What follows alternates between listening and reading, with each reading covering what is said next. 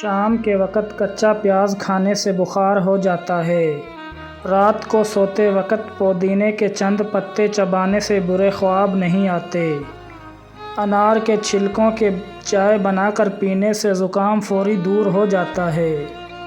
حمل کے دوران کھٹی چیزیں کھانے سے پرہیز کریں۔ یہ پیدا ہونے والے بچے کے لیے بہت نقصان دہ ہوتی ہیں۔ جن لوگوں کو بواسیر کا مسئلہ ہے وہ گڑ والا شربت پیا کریں، اس سے بواسیر کا مسئلہ ختم ہو جائے گا۔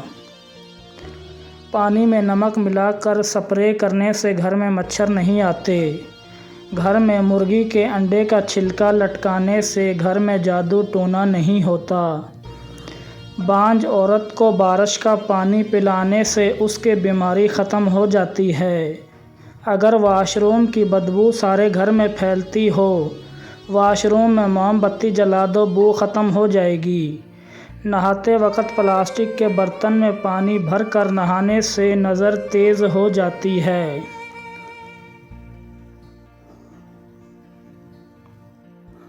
ایک ہی سانس میں پانی پینے سے معدے میں زخم ہو جاتے ہیں۔ روٹی چبا کر کھاؤ گے تو پیٹ سے کبھی گیس کی بو نہیں آئے گی۔ رات کو خوشبو لگا کر سونے سے دماغ کمزور ہوتا ہے۔ شام کے وقت ناخن پر پالش لگانے سے گھر میں نحوست آتی ہے۔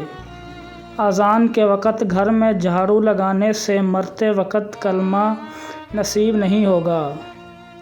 اگر ذہنی تناؤ اور تھکن محسوس ہو رہی ہو تو سنترے کا جوس بنا کر پی لیا کرو، اس سے تھکن ختم ہو جائے گی۔ پرندوں کا جوٹھا پانی پینے سے دماغ تیز ہو جاتا ہے۔ انڈا کھا کر چائے پینے سے حمل نہیں ٹھہرتا۔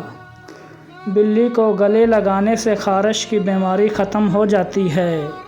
آٹے پر سرسوں کا تیل لگانے سے آٹا خراب نہیں ہوتا۔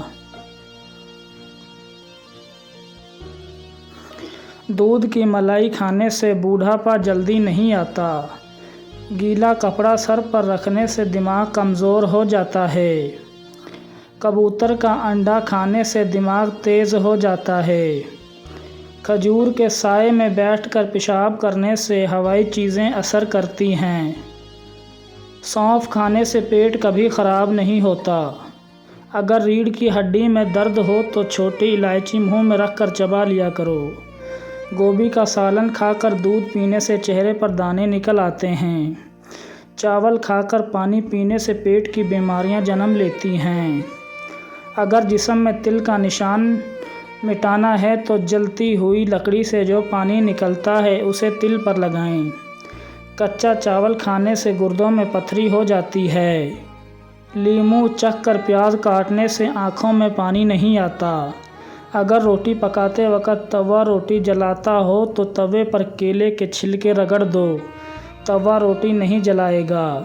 ایک چٹکی کالا نمک نہار منہ چکھنے سے دل کا دورہ نہیں پڑتا۔